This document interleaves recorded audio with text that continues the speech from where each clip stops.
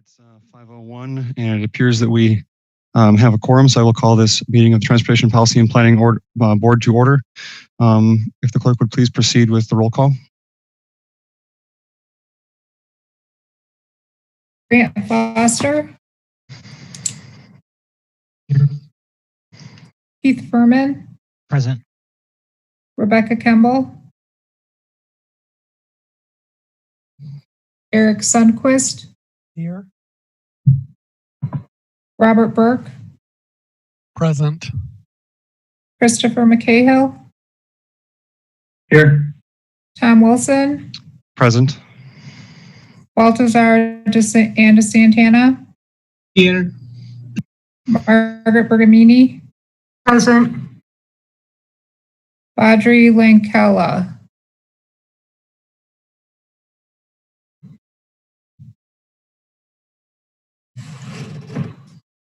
Thank you. We do have a quorum. If our tech support specialist could please proceed with the standard opening. Sure. Welcome to our virtual meeting. We're going to cover a few basic items before beginning. If you lose connection at any point during the meeting, you can reconnect by clicking the link or calling the number in your original email. To members and city staff members, if you are able, please activate video and keep it on for the duration of the meeting. Staff, if you are able, please activate your video when you're speaking. Use the raise hand feature when you'd like to be recognized to speak, ask questions, or request a roll call vote. During any roll call, panelists will be unmuted briefly. Staff, click raise hand when you're asked a question. Members of the public who have registered to speak, the name you entered in Zoom must match the name you entered in registration. You will remain muted until called upon. The clerk will tell you when your time is up. After speaking, a member of the body may ask you a question.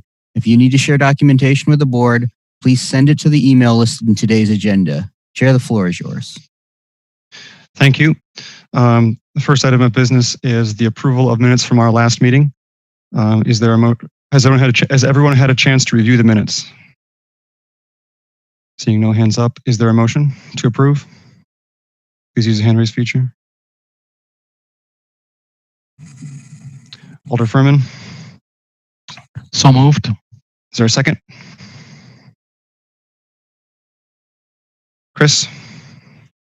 Yes, second. Any discussion? Seeing none, all those in favor of approving last month's minutes, say aye. Aye. Aye. Aye. Opposed, no. The chair believes it's unanimous. If you'd like to register a no vote, please raise your hand. Seeing no hands raised. I do not believe we have any public comments for items not on the agenda. Is that correct, Ann?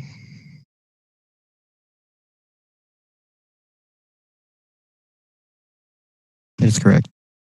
Okay, thank you, Jesse. Are there any communications, disclosures, or recusals from members of the body?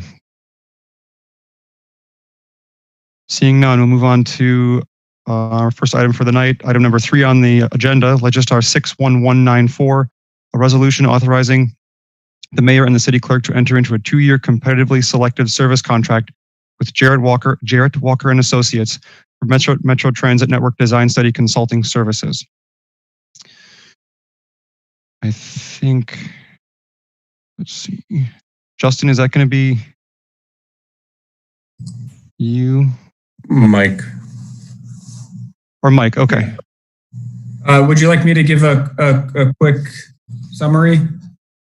Yes, please.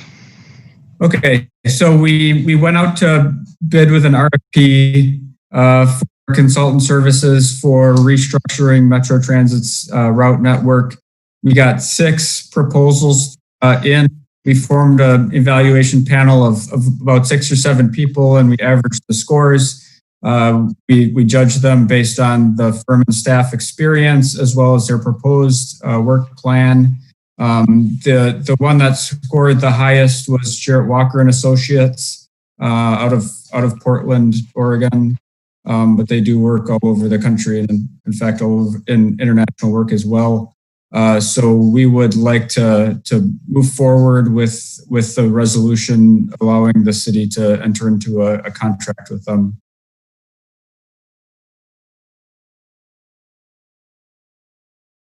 And just one request of this body was that somebody on the board be involved. And so Chris McCahill was one of the participants in the panel. All right, thank you, Mike. Are there any questions for staff?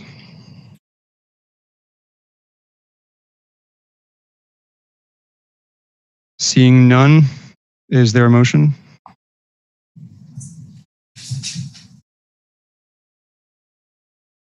Please use the hand raise feature. Hold on, there we go. Alder Furman, go ahead. Move approval. Alder Furman moves approval. Eric? Second. Second, discussion. Alder Furman, did you want to speak at all to your motion or? Okay. All those in favor of approving a resolution authorizing the mayor and city clerk to enter into a 2-year competitively selected service contract with Jarrett Walker and Associates for Metro Transit Network Design Study Consulting Services, please say aye. Aye. Aye. Opposed, no. The chair believes it's unanimous. If you'd like to register a no vote, please raise your hand. Seeing none, that is unanimous. Moving on to our next item. Legistar 61390, a resolution authorizing the mayor and city clerk to enter into an 18-month competitively selected service contract with Tool Design for Complete Streets Consulting Services.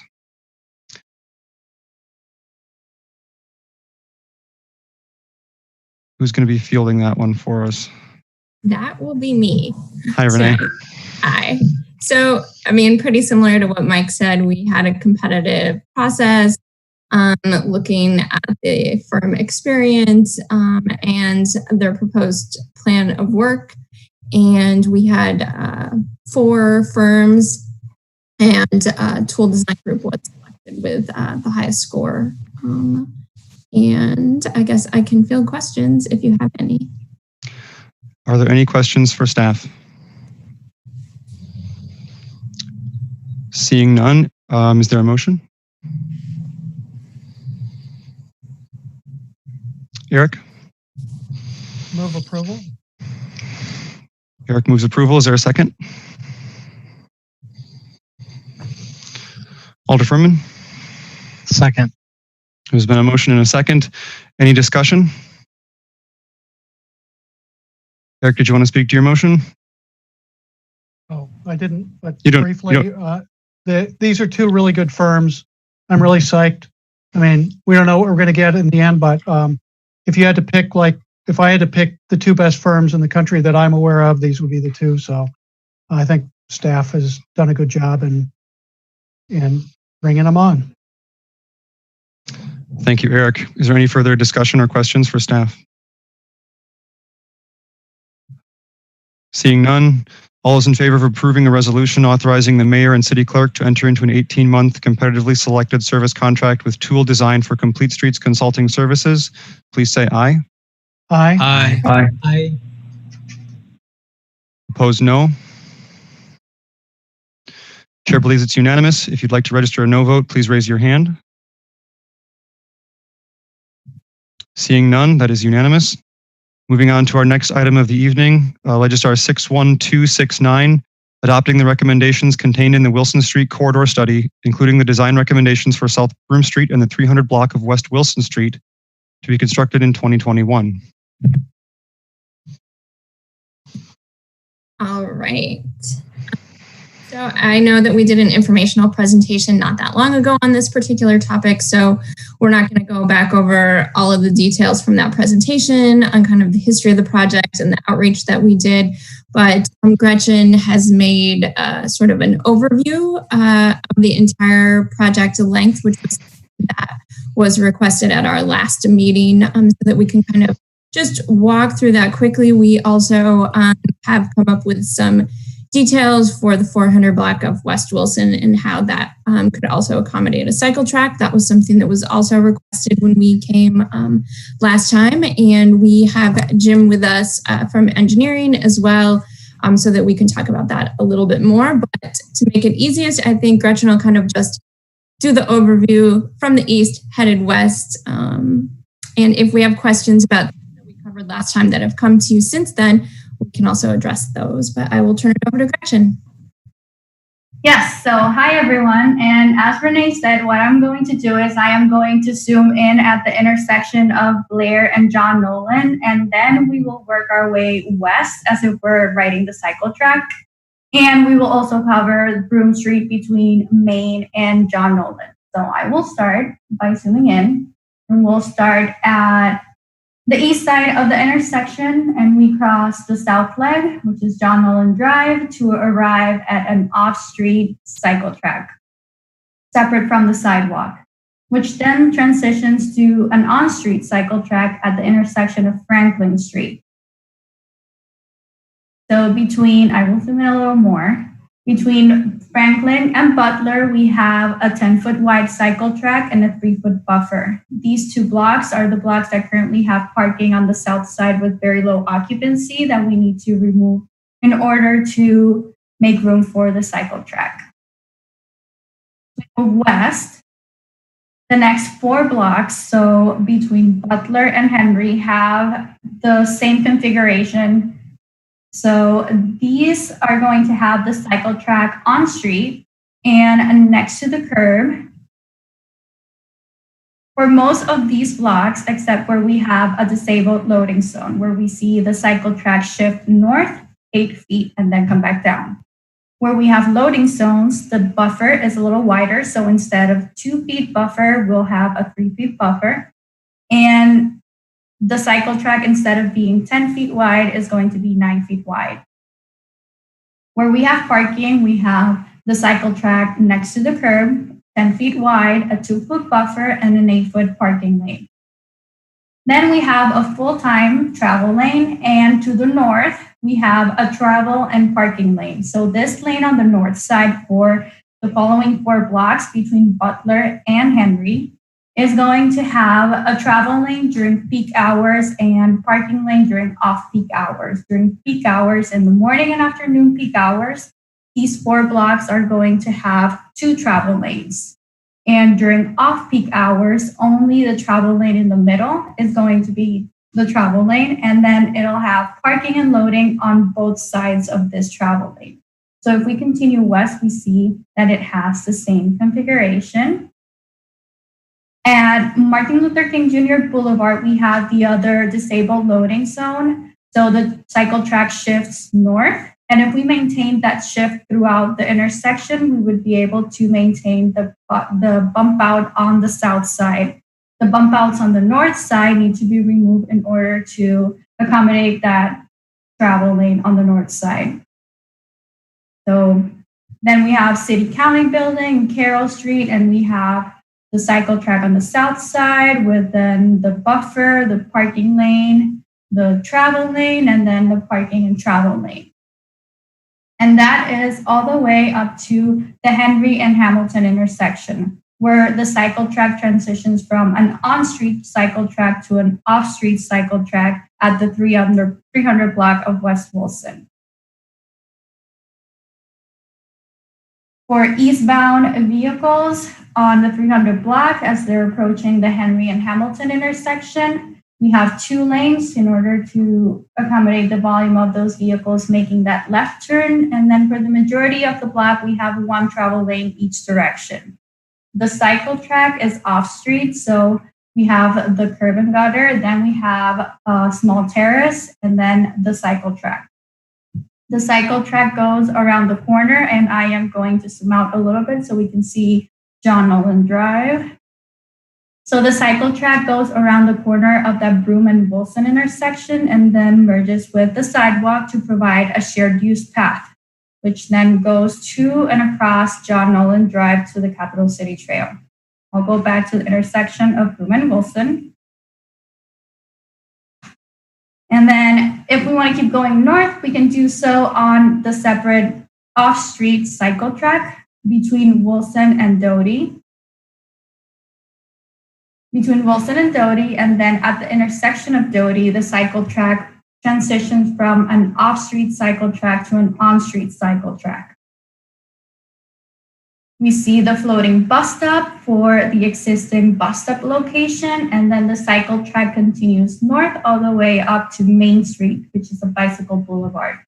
I'll zoom out and go back to the intersection of Bloom and Wilson.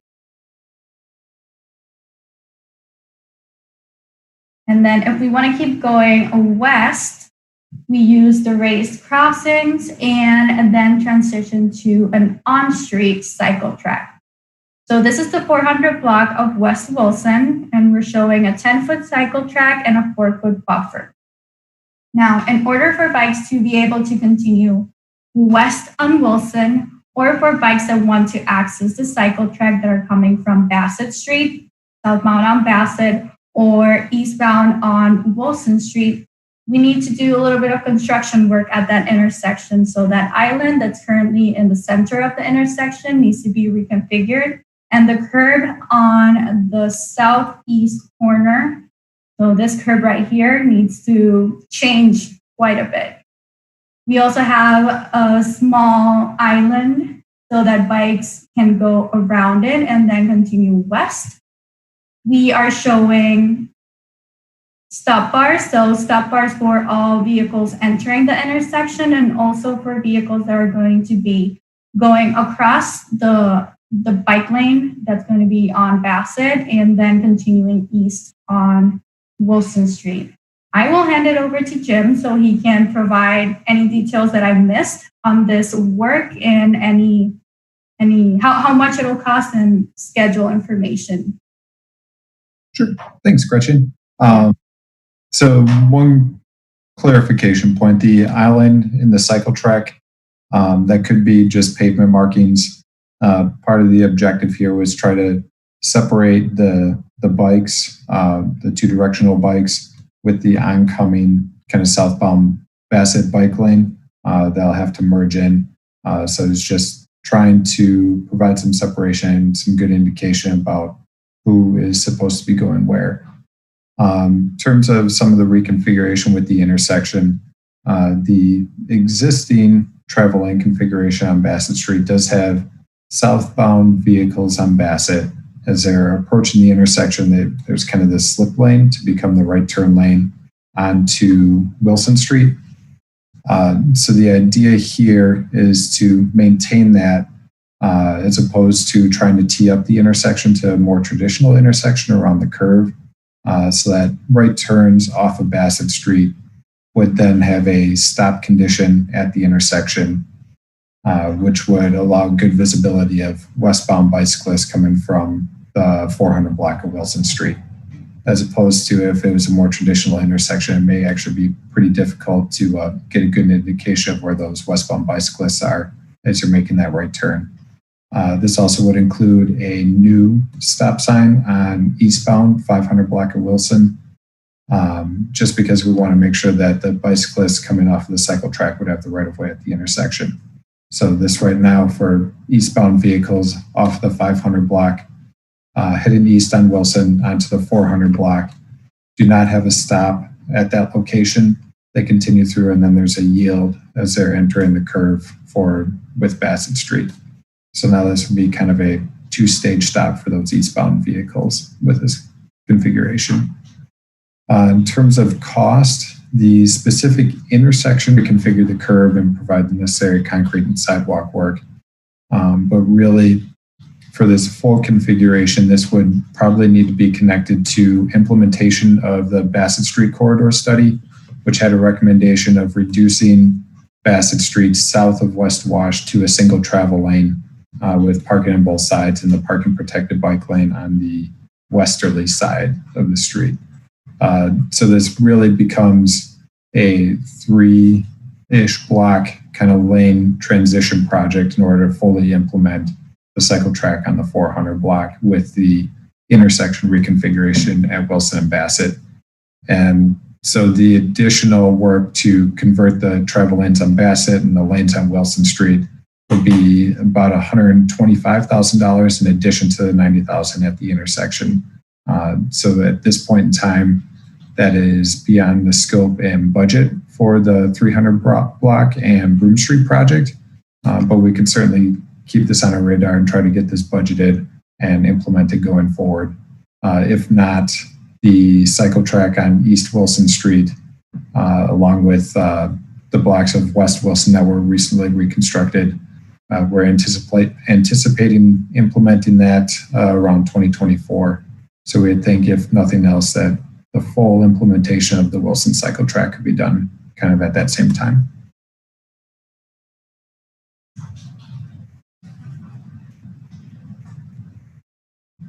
Gretchen, Renee, do you have anything to add? I think that was kind of what we were planning to go over. All right, thank you. I think we had, let's see, before the meeting began, we had one registrant for this item, a Jacob Harris in support, not wishing to speak. And if we had any registrants since the meeting began? No. Okay. Questions for staff? Alder Foster, go ahead. Thank you, and thanks for all the extra work on, especially on this section. I really appreciate that. I had a question about the disabled loading zone. I know you had mentioned that last time as well. I think I understand the kind of thinking behind it. Could you maybe just pull that up a little bit more detail and kind of explain how, particularly the further east one, kind of what how folks would enter in and exit from there in a motor vehicle? Sure. So these are both just short-term loading zones. So it would depend upon the situation.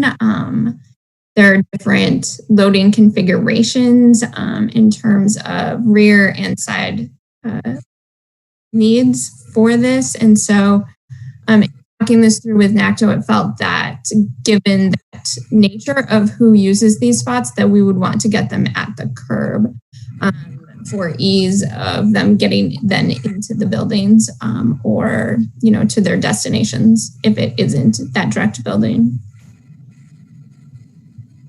So I guess what's envisioned of the actual driving path to get into that spot then? Sure. Gretchen, do you want to use your little hand? Yes, sure. I was going to draw, but I think we could do that, yeah. Or draw. So it should be something like this and then park here so that they're able to load and unload their passengers.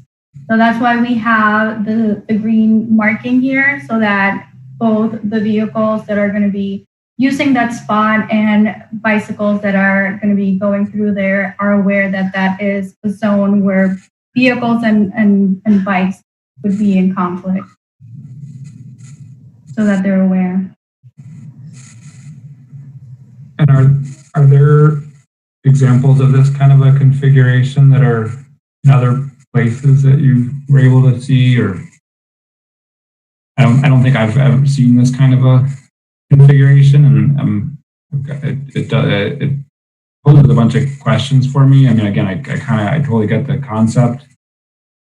It just seems like a lot of potential conflict for that movement, and I guess I'm also just worried about. I mean, clearly you're going to not be able to have any kind of flex bollards or anything for a pretty significant distance on both sides, especially for longer vehicles to actually, I think, pull in and out of there successfully. So and then I'm also thinking that, like you said, there's kind of different vehicles have rear versus side, but the side ones that I'm familiar with, I have a friend that has a modified van and it exits to the right side, which is sort of the typical.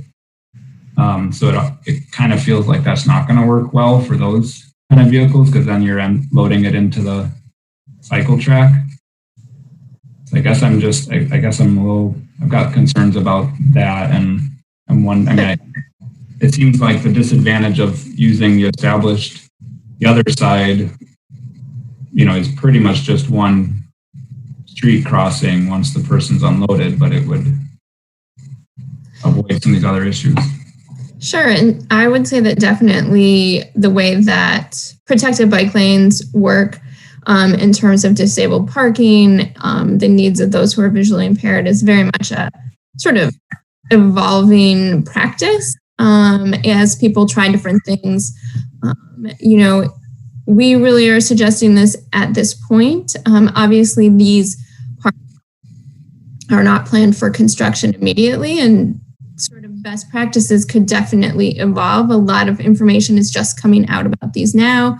And this NACTO felt when we described the types of vehicles and situations that use the two particular loading zones in this corridor versus if it were just long-term parking for disabled being sort of a different situation. So we feel like right now, this is what people are recommending for those sort of drop-off situations that we need to accommodate in the two locations. But I would also be honest that as this practice evolves around the disability community and best practices for cycle tracks, that could change before 2024 when these be constructed. That makes sense. And maybe as we're looking at that and before kind of final design happens, maybe even take a look at availability on Pinckney there, because I mean, it almost feels like that might be another option to use, especially for this location, to be able to get in an almost equally good spot there. I think it just might cause some issues, but it sounds like we'll be able to take a little bit closer look before the final design happens on it. But my other question was on the kind of overall timeline. So I think, Jim, you mentioned, so obviously 2021 for the, I forget, 200 block or 300 block and Broome Street, 2024 for the other sections of kind of closer up 0 and 100 blocks of West Wilson. Is the East Wilson components thought to happen along with that then in the 2024 timeline? I guess there's also the Nolan Blair intersection that might happen earlier, or is that also 2024? Maybe just kind of walking through the different segments and the expected timelines for those. Oh, sure. So the blocks of Broome Street and the 300 block of West Wilson are scheduled for work in 2021. That we're planning to bid that this fall, hopefully. Down on the easterly end at Blair Street, the work from about the railroad tracks into the intersection with John Nolan will be scheduled to be done part of the intersection project, which is a WISTOP project, and I think that's currently a 2022 project for construction. May carry over into 2023. Still working on construction timeframes for that, and then we are expecting the portion from Henry to King Street, then pretty much the rest of it would be around 2024. That there's a reconstruction project on East Wilson between MLK and King Street scheduled for 2024. And that was kind of tied to the Judge Doyle Square redevelopment project, just anticipating that there's going to be a lot of lane occupancy and utility cuts into the pavement and general truck traffic and things. So we wanted to wait on the reconstruction project until after the major building project is complete. So then we would probably implement the rest of the cycle track, at least from Henry to Blair Street, as part of that project in 2024. Dane County also has a major building project with the jail and public safety building expansion. And their time frame for that right now is to have that completed in the summer of 2024 as well. So similar to the Judge Doyle Square redevelopment, we're expecting that to have some pretty significant disruptions to the street. So that's kind of where the 2024 timeframe came in. And then if we're at a position where we could probably finish off the entire connection for another $200,000, we could certainly try to look at finishing off the Bassett and 400 block and intersection work. But that could also be something that we do separately at some point after the Wilson Broome Street 2021 project as well, that could be a standalone project. Thank you. That's really helpful. Are you able to zoom in again on that intersection of Bassett and Wilson that you mocked up?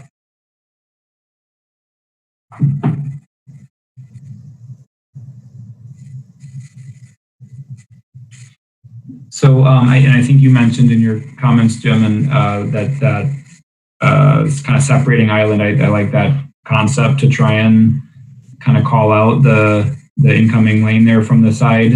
As you mentioned, maybe that would just be a marking scenario. I think that I would probably recommend going that route, just thinking about winter maintenance particularly. Imagine that would make it a lot more difficult to plow that with an actual island there. But I think this all looks really good. Can you share what's the anticipated motor vehicle movements coming from the 500 block west of Bassett? Sure.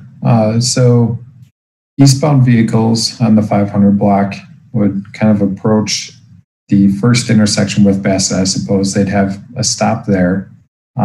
So then this would be a stop for all vehicles kind of entering that piece of the intersection, except for the cycle track, which would have kind of the right of way at the intersection.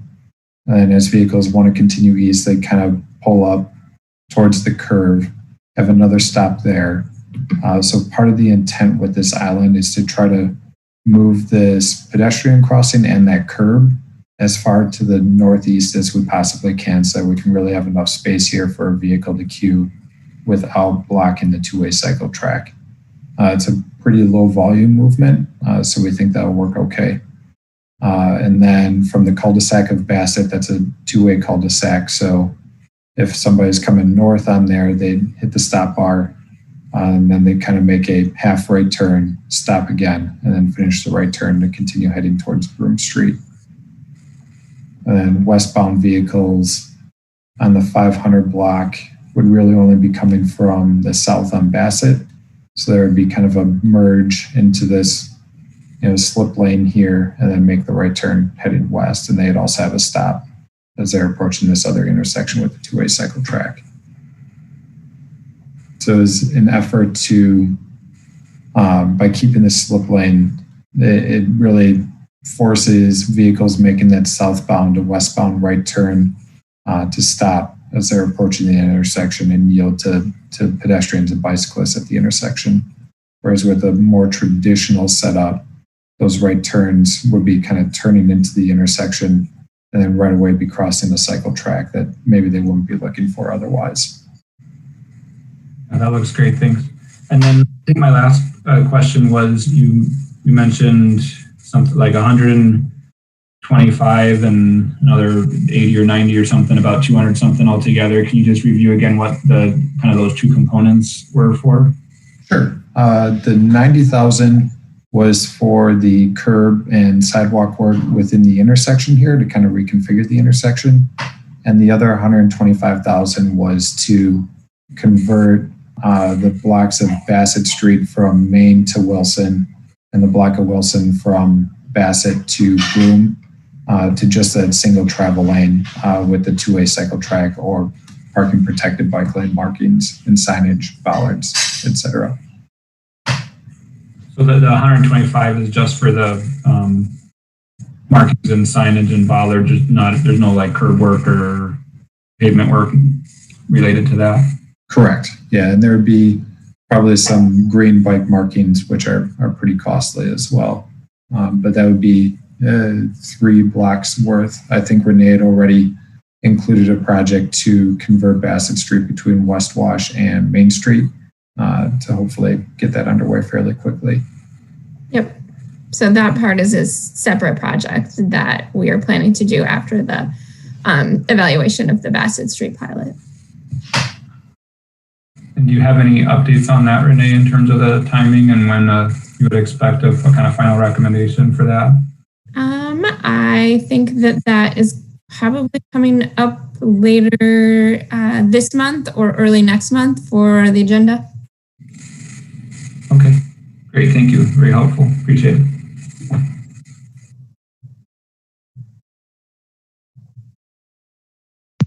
Okay, any further questions for staff?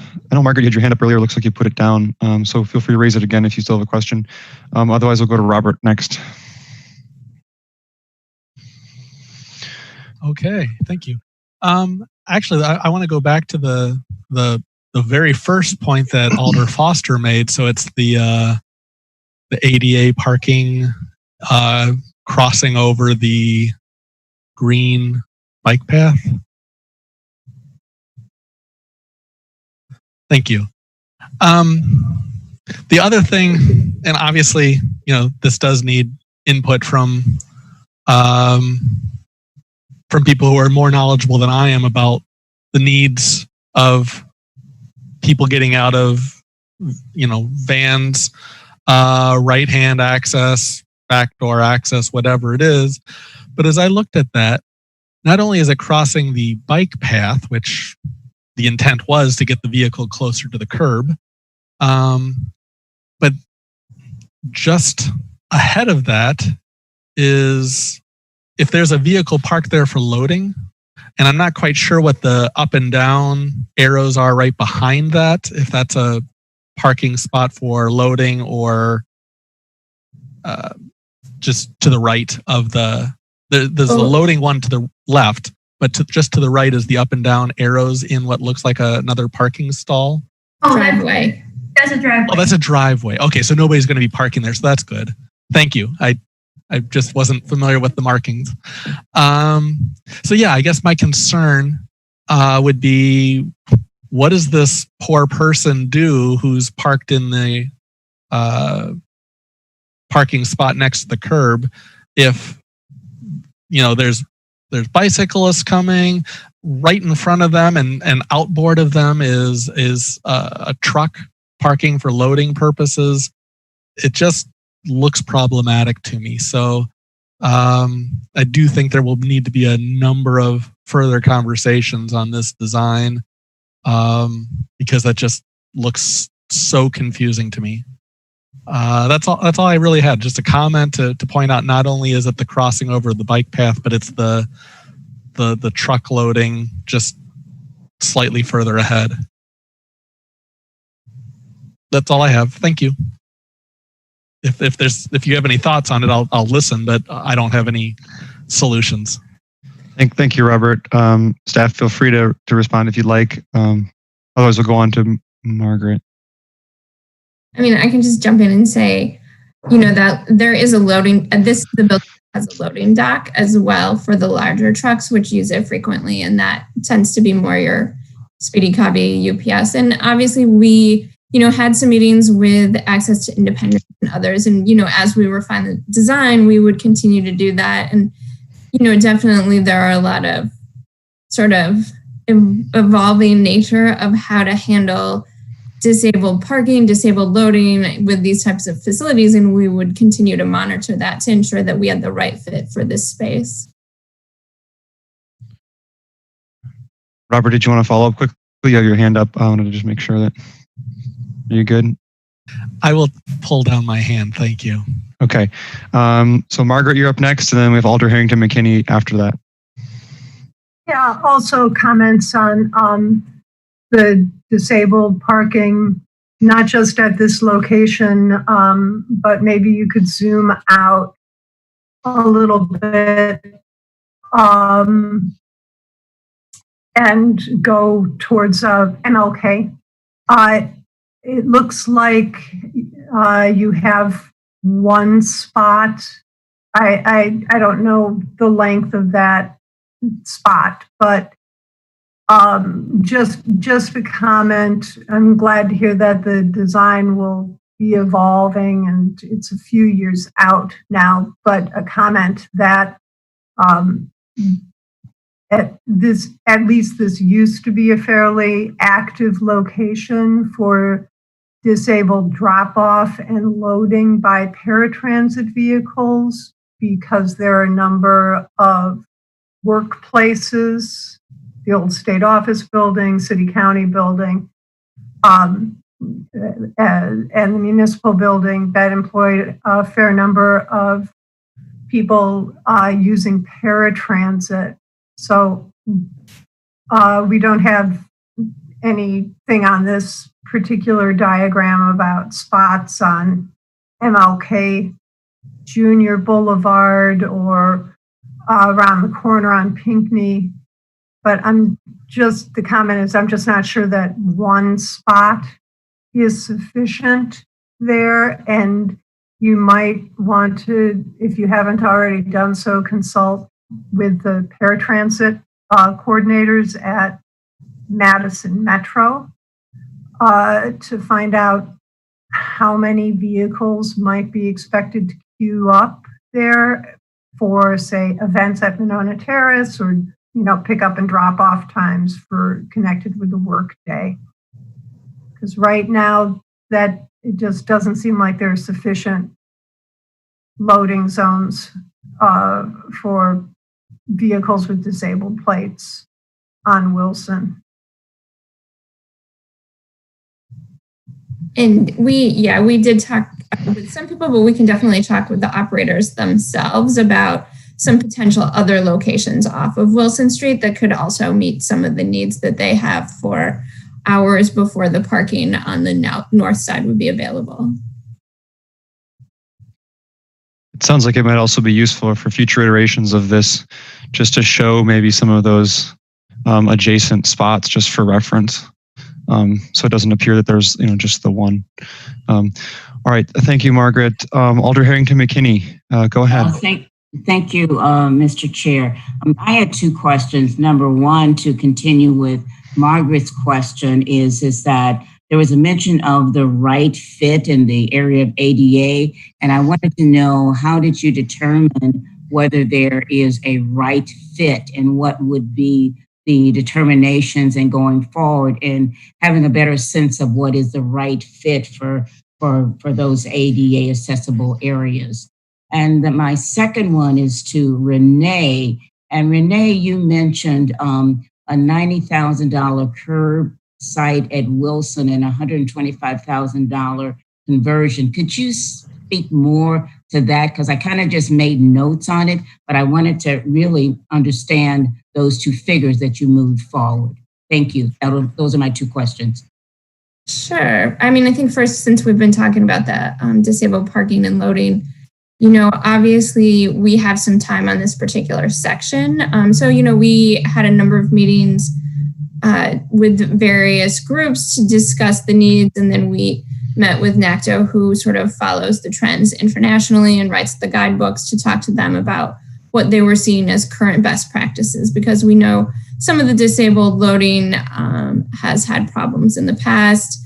There's been a lot of work in the San Francisco area with the disabled community on better designs for cycle tracks. And so, we've been trying to follow that, talk to the people locally, and come up with some ideas that could work here, knowing that, things will probably evolve over the next few years, and that we would want to address those specifics again when we get to final designs, to make sure that best practices haven't changed, that the needs of the users have not changed, in case there's more or less demand, that we would take that into account. Gretchen and Jim, if you have anything else to add on that before we go down to the other intersection. I do not. All right. So then if we go kind of back down to that 400 block intersection, so to continue the cycle track past Broome Street, to connect with, the Bassett Street bike facilities that potentially will get built as well.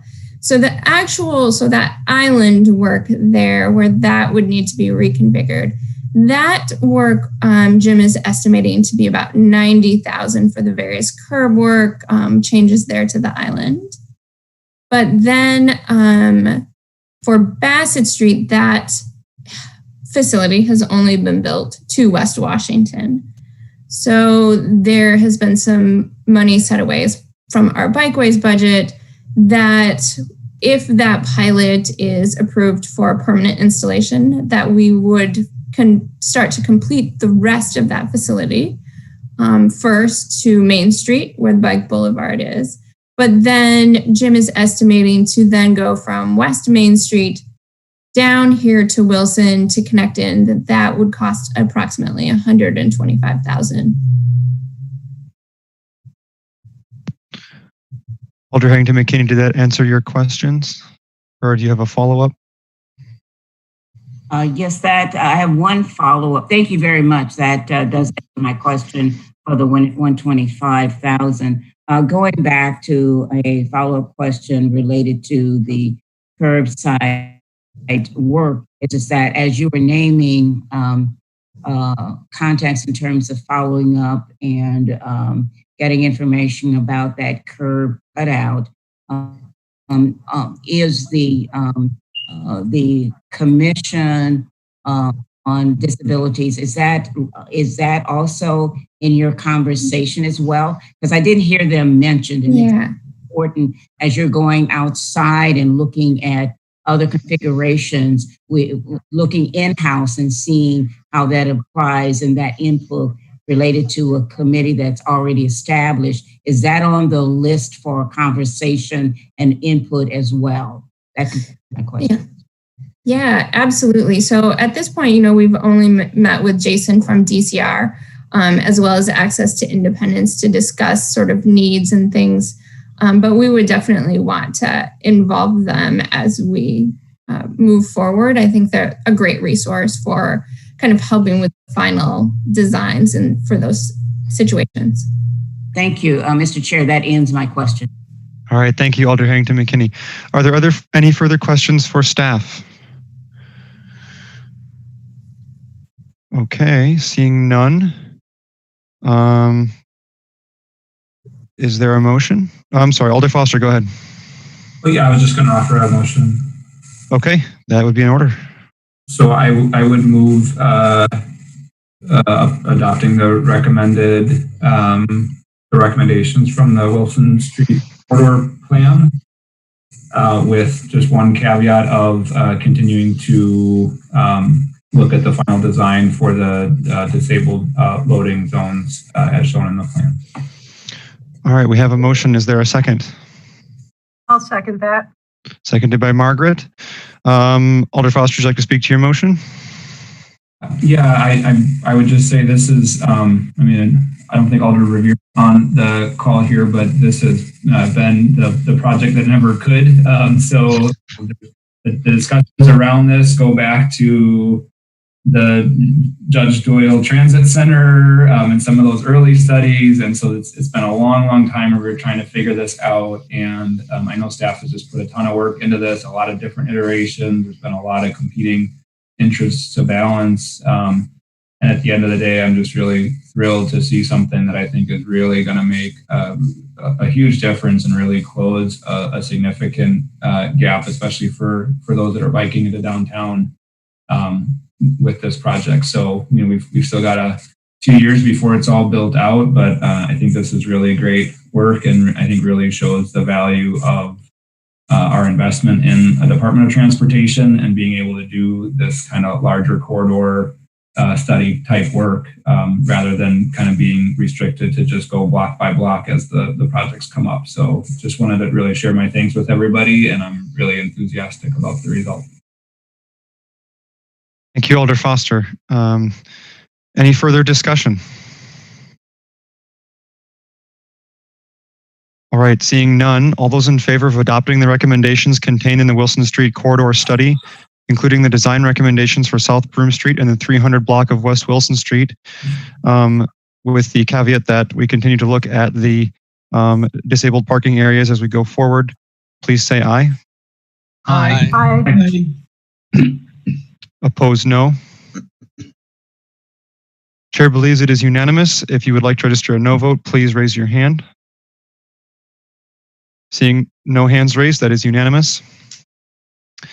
We'll move on to the next item, Legistar 61544, Transit Demand Management Application and Flowchart. Mr. Chair, can I share screen? This is Dave Trowbridge. Yes, go ahead, Dave. Am I sharing? Not yet for me. Hang on. I can still see you, your video.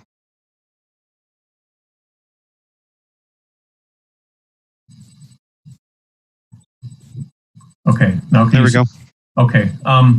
So thanks, everybody. We wanted to come back and give you an update on where we are with the Transportation Demand Management Program development. We're still early in the development phase, but Sharuvi is also on the call. She will talk in a little bit about a flow chart that she's developed that would help us to understand what individual developments might be required to do. And I wanted to share what I think is maybe the ultimate end product that we would have. This is from San Francisco, where there is a point system that was developed that, based on the nature of the development, the applicant, a developer or a business owner, could actually enter in information and get a better sense for what they would be required to do.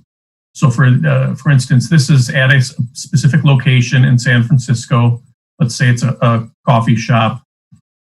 Let's enter in 12,000 square feet, just for an example. If it's less than 10,000, they would not be required to do anything with this program. And the other thing that's important characteristic is how many parking spaces they would be providing with the development. So let's just throw in, I don't know, eight parking spaces. And then you can see on the right-hand side, this is how many points they need to achieve, 15 points. And then there's this box here will have a running total based on the types of TDM measures that they would commit to, for example. And here's an example. So unbundling parking, you can click on that and get an understanding for what that is.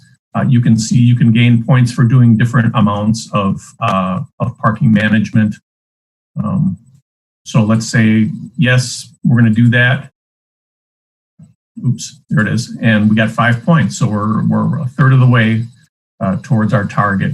There's a bunch of other things you can do. Active transportation, if you improve walking conditions, what does that mean? Well, you click on that link and it'll bring you to a nice little one-pager that kind of explains, what you could be doing on the streetscape or with crossings or other safety inconvenience amenities. So let's say we'll pick option C. We'll have done that. Okay, that's worth 1 point. So we're kind of adding these up. Bicycle parking, I don't know if we would necessarily give credit for that. We're still talking about that because we require bicycle parking with all developments of different size, providing showers and lockers for cyclists. That's another example. Let's say we do that. That's worth a point. Okay, we're at 7 now. You get the idea. Bike repair station explains what that is and what you need to include in that. So it's really very user-friendly. One thing that we're hearing from the development community is they really don't know exactly what they need to do. And this will be a way that is very clear on what they need to do, number one. And I think secondly, and importantly, it provides them the choice of what they would like to commit to in terms of investment and what they think would make sense from their particular development situations. So you can see there's others when you get into on-site childcare. Let's say we do that. That's worth 2 points. Van pool program, I would think that would be worth something. Sure, 1. Shuttle. Let's say we pick option B. 7 points. So that if you have a shuttle bus to cart people around, that definitely gets a lot of points. So you get the idea. This is what we would ultimately like to move towards, is a points-based and one that has choice for the applicant. And so this is based on land use. So when they come in for an approval of some sort or a change in their development, this is when that would trigger this requirement. And again, it's only over a certain size of development. So under 10,000 square feet, at least in San Francisco, would not have to do that. But all those details and how many points we would assign for each TDM measure are things that we're going to be developing over time. We haven't figured that out exactly, but that's definitely something that over the next several months we'll be working with Sharuvi to learn more about. So I just wanted to give you that example of what we think is a really cool end product, and we'll be working towards that between now and then. And Sharuvi has done some good work on kind of laying out a process that we might use here, and obviously we'll want to come back to this body and the Plan Commission as well to get their input on, how to how to create a system here that makes sense and is applicable to conditions here. So that's all I have. Sharuvi, I'm happy to turn the mic over to you. Thank you.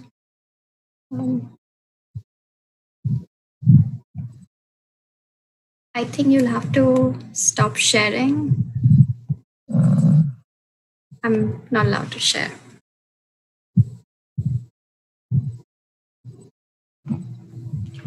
Dave, if you'd quit sharing your screen, she can share that. Yeah, I'm trying to find it. Where? Top of your screen, view options. I'll stop it for you. Oh, there it is. Thank you.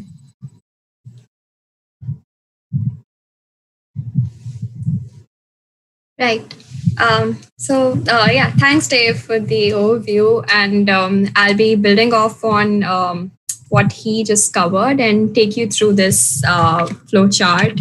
It's a draft of what Madison's TDM program could look like. So last month we had briefly discussed the draft purpose statement, and we'd also decided to sort of move ahead and initiate the program design based on the land use approach. So that's what we have followed in developing this flowchart, and I'll just quickly take you through these steps. So the first step is, of course, looking at which projects are eligible for the TDM program. So determining applicability of the program.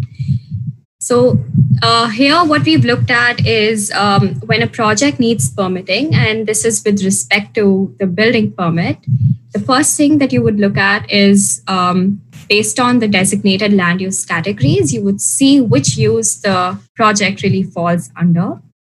And then you would be referring to thresholds, size thresholds that would be established. And you would see whether the project size is really meeting the threshold. In case it is, you'd move on to the next step, which would be determining the TDM target based on parking. So if the project is providing additional parking spaces, so based on the number of accessory parking spaces that are being provided, and this is similar to what Dave also showed for San Francisco's program, you can calculate the requirement of TDM based on the number of parking stalls. The next step would be creating and submitting a TDM a plan. So there would be a menu of TDM measures. You'd be selecting the measures, and there would be weights assigned to each of the measures, as Dave showed. Once you select the measures, you'll of course have to prepare a plan and submit it for approval. Once the plan is approved, the next step would be implementation. This would involve, firstly, there would be a city level TMA set up.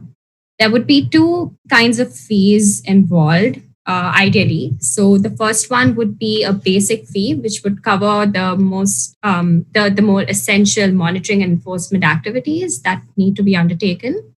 And then if you require help from the TMA to sort of implement the TDM measures, there would be an additional charge.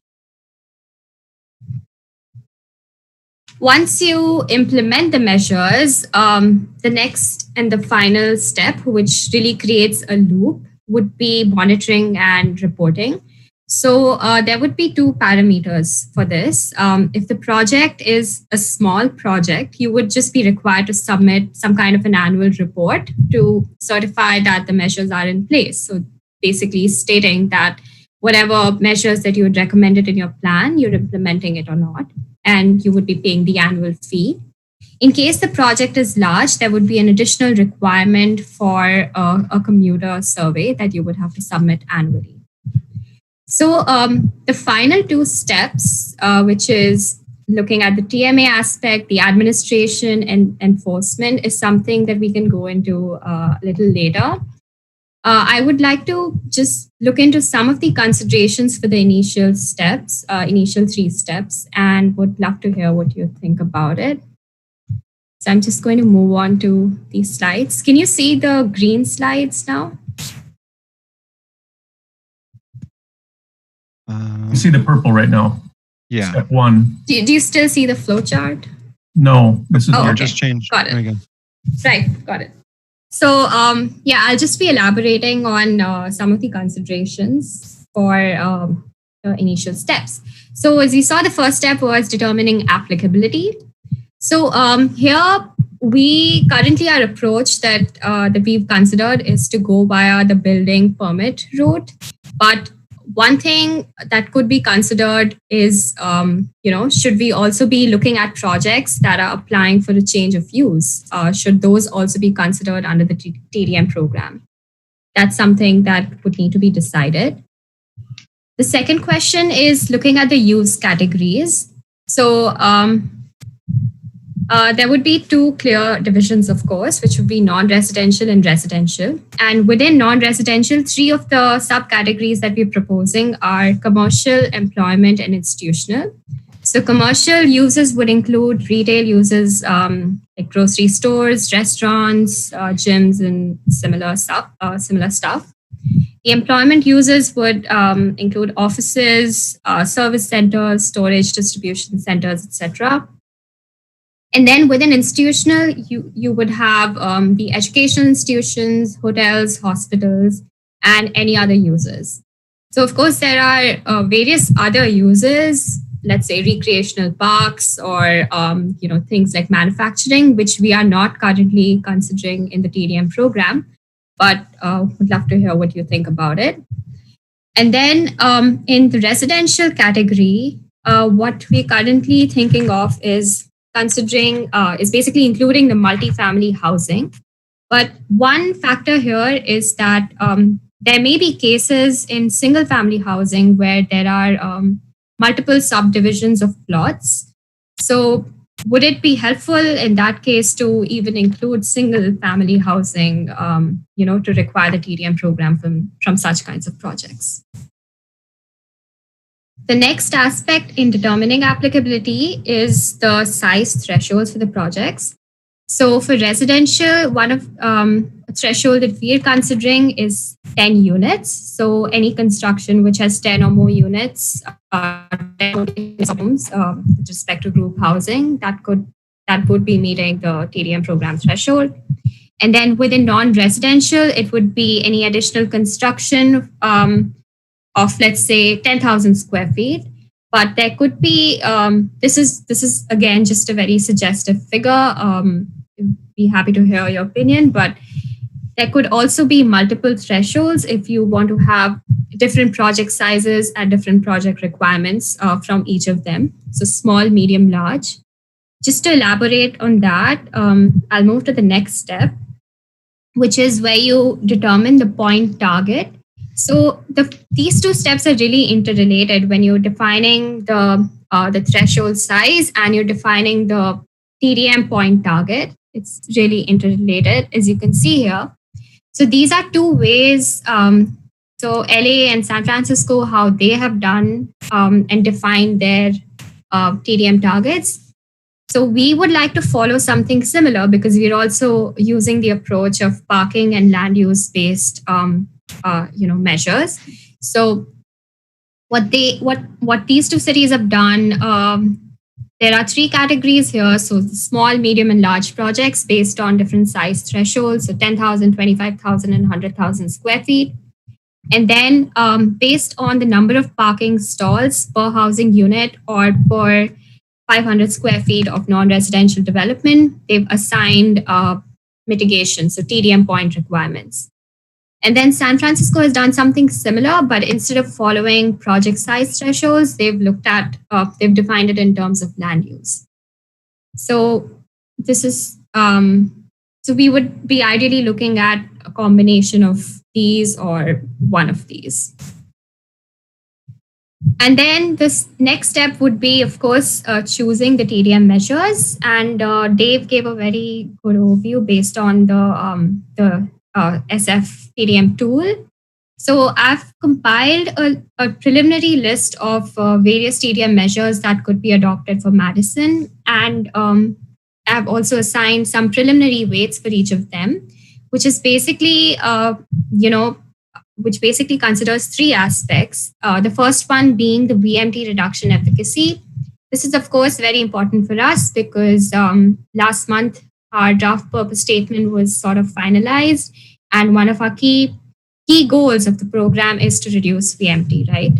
So this is being derived from previous academic studies that have been conducted, which give a sort of range of VMT reduction from these different measures. And then, of course, two other things that are being considered are just, literature, just looking at what's successful in other cities, and also what would be most suitable and useful for Madison.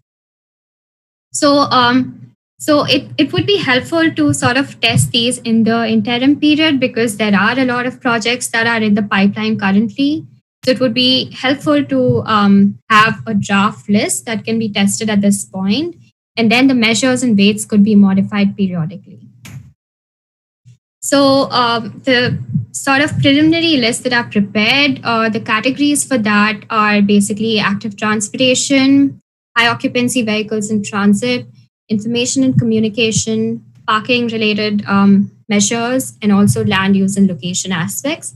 So I'm just going to give some quick examples for each of these measure categories. Dave has already gone through how it's done, so I won't spend much time on that. But just to give some examples. So for active transportation, like some of the measures could be when you're providing supportive bicycle infrastructure. So bike maintenance and repair facilities, or even providing a segregated bicycle ramp for the bike parking area, which could get you points. This would be with respect to the non-residential development, if you're providing, or residential development. So if you're providing complimentary bike share membership for every dwelling unit or for every employee, you get points based on the proximity to the bike share station or something similar. And then if you establish a bike a station, then you could get extra points if that's something that can be used publicly. Another measure for active transportation is improving walking conditions. So if you're providing pedestrian connections, and this could be something that's linked to the Complete Streets program or similar plans, streetscape plans that are already in place or are in the pipeline, and then you would be getting points for sort of adhering to them, or if you're providing from a list of streetscape requirements. In the HOV and transit measures, there could be something like carpool and vanpool. So if you're administering a similar program or providing subsidies for people to commute using those programs, you can get some points. And then in TDM programs, you typically also have clubbing of measures. So if you're providing, let's say, carpool and vanpool, you can get additional points if you're also providing, let's say, preferential parking for these vehicles. And this is something that's already being done for institutions. So when you provide subsidized transit passes, you would be getting points based on the incremental subsidy amount that you're contributing to. For parking, one of the measures could be having a parking cash out program, which is basically providing cash payment for all the employees to take in lieu of the parking space. And then this is just an example to show, this could lead to, let's say, it could lead to a VMT reduction between a range of 0.6 to 7.7%. For information and communication, one of the measures could be marketing and outreach. So based on the degree of implementation, if you're providing just a simple welcome packet to every employee, that would be 1 point. But then the more you add on to it, providing an information center and things like that, you get more points. And then just the last thing, for land use location, some of the measures, one of the measures that Dave had already shown was if you, let's say, provide a childcare or a grocery store on site, you get some points. But an important measure that we had actually been discussing was affordable housing, because that is something that that I believe in Madison cannot be legally sort of forced upon in some sense. So including it in the TDM program would really be helpful for socio-political reasons as well, and just to encourage affordable housing. So you would get points based on the percentage of units that you're providing. So this is what I had. Some of the next steps that we would be taking are interactions with various stakeholders, especially the developers, and especially for the ongoing projects currently that are applying for the permits. And then reviewing TDM ordinances of other cities to determine how the ordinance for Madison would be drafted. And then within the program design, like I mentioned, currently we would be focusing on the first 3 steps. So looking at the applicability parameters, which is basically the trigger, the categories, and the size thresholds, and then determining on what basis would we be assigning the targets, so the parking requirements. And then finally, a draft TDM measures list with assigned weights, which we have been working on, and we have some meetings lined up this week and next for that. So I'd like to end here, and I just wanted to sort of open this up for discussion to hear what your thoughts are on these 3 aspects of the program design. Thank you. Thank you, Sharubi. So questions or comments on what we've just seen? Alder Foster, go ahead.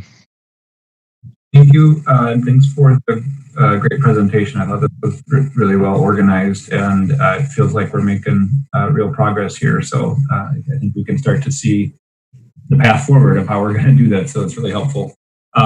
I guess just reactions to a couple of the things that were called out or are points for decision. To the question of use categories, I think I would like to see it be applicable to, say, something that falls in industrial zoning, particularly if it's a use that's going to have a large number of employees. I think of the Amazon distribution center. Well, technically that's an industrial use, but they're, building a site with 700 parking stalls, and I would hope that this would go through that process, and that they would be, in a future world, would be needing to consider TDM approaches to reduce some of that SOV traffic to their site. So I think being a little bit broader in terms of the uses, and perhaps bringing in things like number of employees, and I'm not sure if that's even available in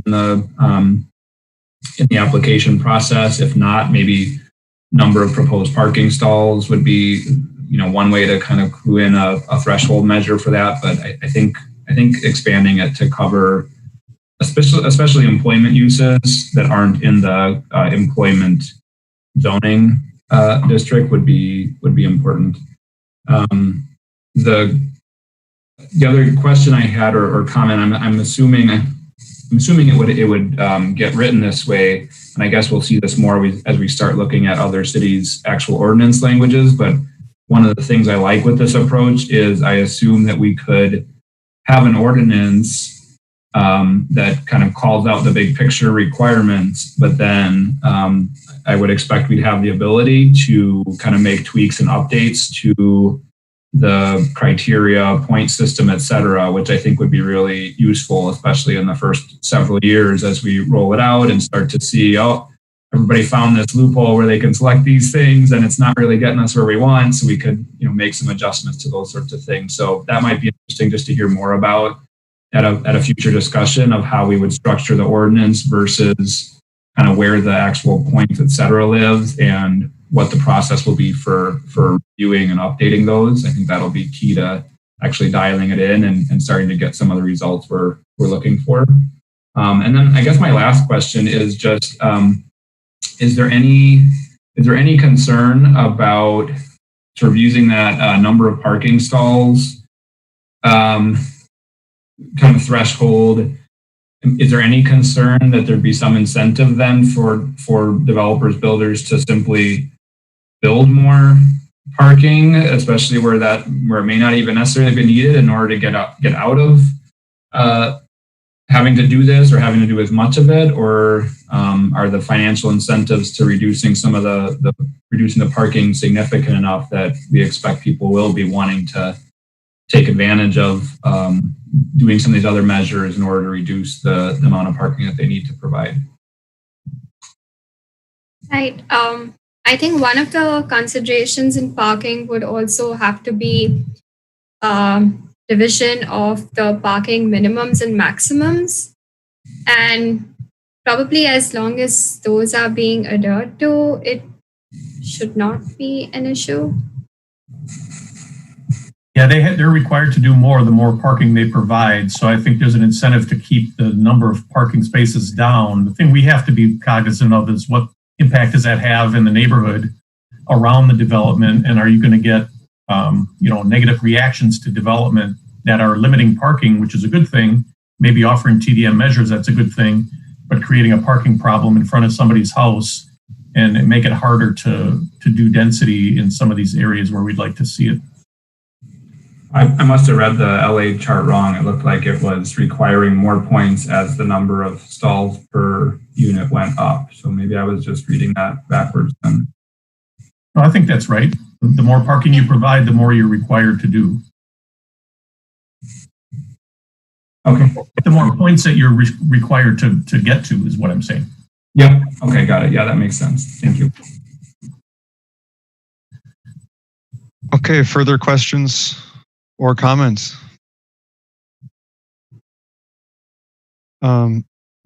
Sharupia, is there anything specifically that you would like us to discuss yet today? Or Dave or anyone else on this? I don't know. We're going to continue to work on it. We have a staff team that meets weekly and kind of trying to develop a structure forward. There's so many different layers to this that we want to make sure that we are touching on all of these and checking in with you, as well as, like I said, the plan commission. When we start to really get down into, well, this is worth 3 points. Well, is it worth 3 points on the far east side? Is it worth 3 points downtown? Is it different? I think we need to work through this at a staff level, and we just wondered if the general approach is something that you're supportive of. It sounds like you generally are. Go ahead, Sharupia, if you had. Just wanted to know if anyone had any thoughts on the size thresholds, or whether following the building permit route is okay, or is it also helpful to include projects that are going through change of use.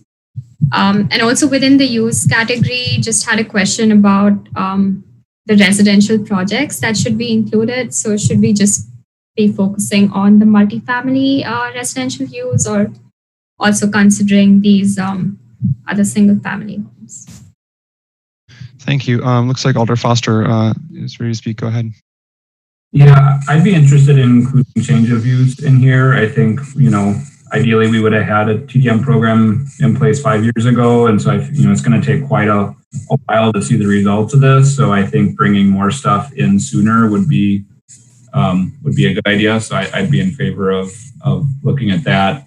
In terms of the size threshold, it's hard for me to have a good sense of that. What might be helpful is to get some numbers from Matt Tucker or somebody and just say, in a given year, here's what we're looking at, here's what we get, kind of divided by use and size, et cetera. And I guess, really any recommendations from them, if there are some obvious cutoffs and different size points, et cetera, that might help give us a little bit better framing to give some recommendations on that side. Thank you, Alder Foster. So we will be seeing this again. So just for members of the board, as we go through this in the future, be mindful of if you see something you want to make a comment on, please do. All right, seeing no further comments or questions, we will then move on to we're just about done here. Future meeting agenda items, Legistar 61615. Some of the things that I have down, of course, this may be subject to change. Tom is currently on vacation, or Tom Lynch. Are the I think Metro Route Study is coming up on, I think, the August 31st is our next meeting. The RP3 and RPO presentation, an update on the BRT Small Starts grant, And then I've heard from some members of the board that we may want to learn a bit more about the traffic engineering process for reviewing transportation impacts. So we may be seeing something about that if it can be arranged, and then potentially reviewing the University Avenue decision as we talk about the BRT Small Starts Grant and how that may impact it. So if anyone has any comments or questions about that, things they'd like to see or would like to make a comment, go ahead and use the hand raise feature. Alder Foster, go ahead. Yeah, I just wanted to add, getting a look at the proposed operating budget. We got the capital, but not the operating yet. So I think that would be helpful maybe at our next meeting. Okay, thank you. Further questions or comments on this item? I guess it's really comments, but of course, individual members can email me as well. Okay, seeing nothing further there. General announcements, I guess I don't have much. The traffic calming subcommittee continues to meet. I think our second meeting is going to be, I think this Thursday. So we are continuing to we are getting started on that. I guess that's really all I have for the evening. So unless there's a final comment or question from someone, Alder Foster, go ahead. Yeah, at our last Transportation Commission meeting, there was a kind of discussion about getting a joint meeting scheduled. I think we were on that path pre-COVID, and then obviously that never happened. So I think there's interest from the Transportation Commission to think about that again. So we might want to maybe you could check with Anne from TC and start looking at some possible dates to get that set up. I think there's probably a good number of topics that we could cover there. Yeah. All right, I'll do that. Thank you, Alder Foster. Alder Furman, go ahead. Could I just ask that notification be sent out about the traffic calming meetings? I think I see something generally from the city for meeting schedules and updates, but I'm not sure if I saw anything directed to all the members of this board. But I assume everybody is welcome at that, and absolutely encouraged to come if they can go. So if staff could just send out a notice to all transportation policy planning board members, that'd be great. Yeah, I'll always make sure Patrick does that. He's our staff person, point person there. Thank you, Alder Furman. Margaret, go ahead. Yes, I've noticed that we continue to have a vacancy on this commission. And my understanding is there have been some applicants, but that also the mayor's staff person who had been handling transportation issues has stepped away from her position. So I would just like us to follow up on that, encourage members or other members of the public who are interested to put their name in for that position. And also, Tom, it looks like your appointment has been extended for 30. I'm not quite sure what your situation is. So my understanding. Oh, go ahead. Continue. I'm sorry. No, go ahead. No. Yeah. So my understanding is that it wasn't immediately extended, I think, just because of all the other things going on right now, that it was kind of low priority. And so there's, I think, an automatic extension that happens. I could be wrong. And I think that's where I am at the moment, like as we are speaking. But I believe that it is going to be introduced at the next council meeting. And then it will be approved at assuming it goes through, it will be approved at the following one. That's my understanding as of right now. But. Okay, yeah, I just wasn't sure because the last time I tried to look you up and to get your email address, you weren't on the list of committee members. Right. So.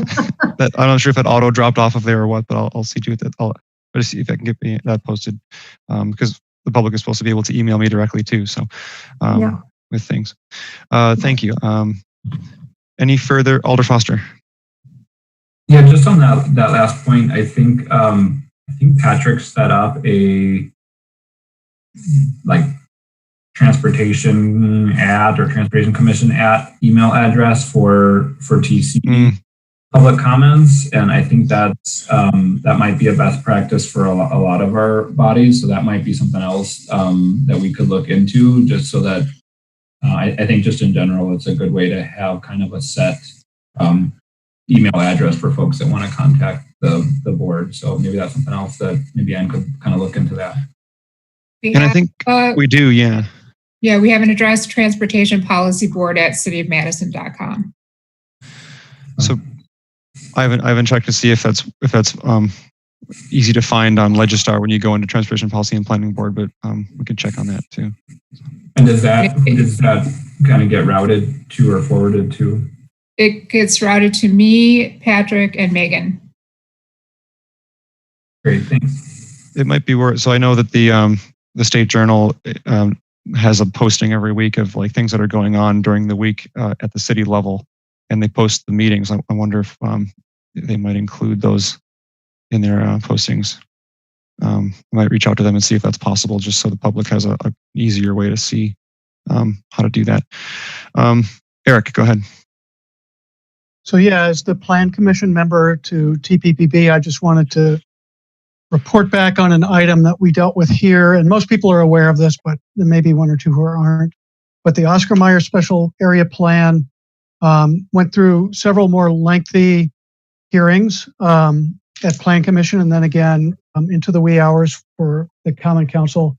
And of the items that were of interest to this body, there was an amendment that was successful to be more restrictive on the Coolidge Street intersection at Packers. So would basically prohibit the ability of cars to turn into the neighborhood.